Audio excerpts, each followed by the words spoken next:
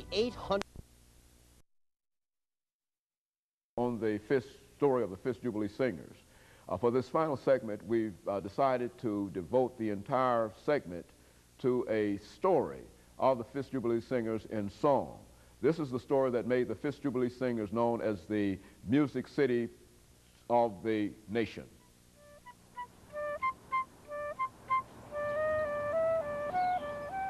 I think that being that we're a college campus, our intellectual activity should seep into the community some type of way. I don't think a college campus should be an island.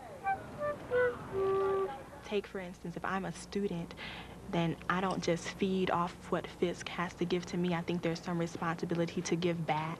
Write the word from the second column that matches each punctuation. Pronunciation. Pronunciation. I feel that in tutoring, that's what I can do best right now. A lot of times people who live in inner city communities think about college as so separate from their lives. I want her to see that college is no big deal. I wanna love you. I wanna love you. I wanna love you. I wanna love you. I'm in need of love, and baby, you're in need of love. So what about us? On and on and on till the break of dawn. It's on. Shoo-be-doo-up, shoo-doo-up. I wanna love you. Well, I am on my way to an interview at Vanderbilt for the Owen Graduate School MBA program. Right now, I'm feeling very nervous. I've got butterflies. It's very important to me that I get an MBA. I'm young and I don't have any family responsibilities, and I'm still in a very academic mode. Here we go. School is a lot of work and a lot of discipline. Breathe.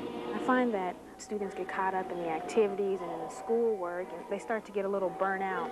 So that's why I build models. It's something that I can do by myself. It's just me and the model. I have a foundation here, and I have to take all these pieces and somehow build them into one form. They fit together in a specific way, and that's how a business is run. Each piece fits together in a certain way. What do you think are like necessary ingredients for a black person to call him or herself a leader? Would you consider Clarence Thomas a leader?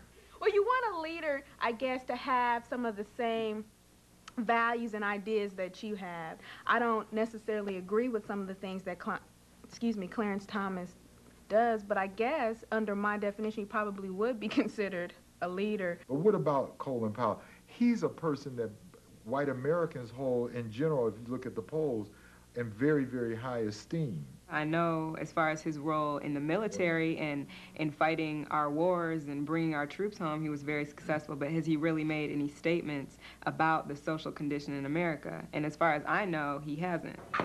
Fisk students are constantly competing with each other. Don't be like that. You're at a university where we have the best of the best, and there's still rivalry to be the best. You have people coming from everywhere. Fisk brought all of us together, the class of 1999, woo! Brought all of us together, and we got a chance to meet each other, mingle. Let's go back! Way back! Back to 1906 to the very first things. Oh, King Tut, he was the very first king. Ah, when he clapped his hands, he had the ladies at his feet. Ah, Tut, Tut, Tut, Tut, Tut.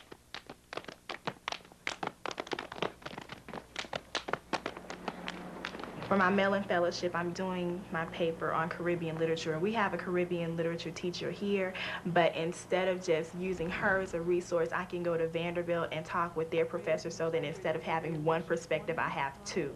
That quote, "As a woman, I have no country. As a woman, my country is the whole world."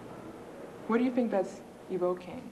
If language is masculine, which most feminists agree upon, then she can't possibly have a place in that history of her country because it's not told from her perspective.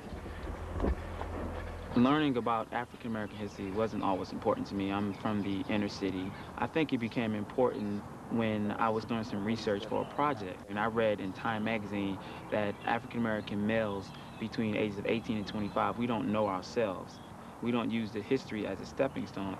We are very proud to remember the original 9 brave young men and women.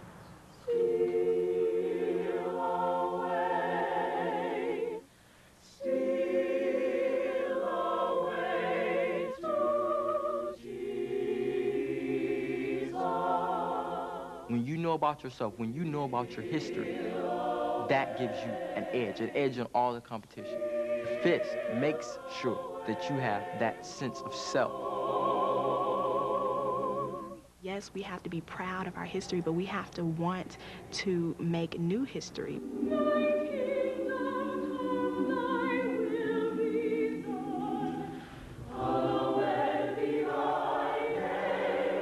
When you walk out of Fisk University, you walk out with confidence so that those biases that you encounter in the real world, you go out there and you just face them.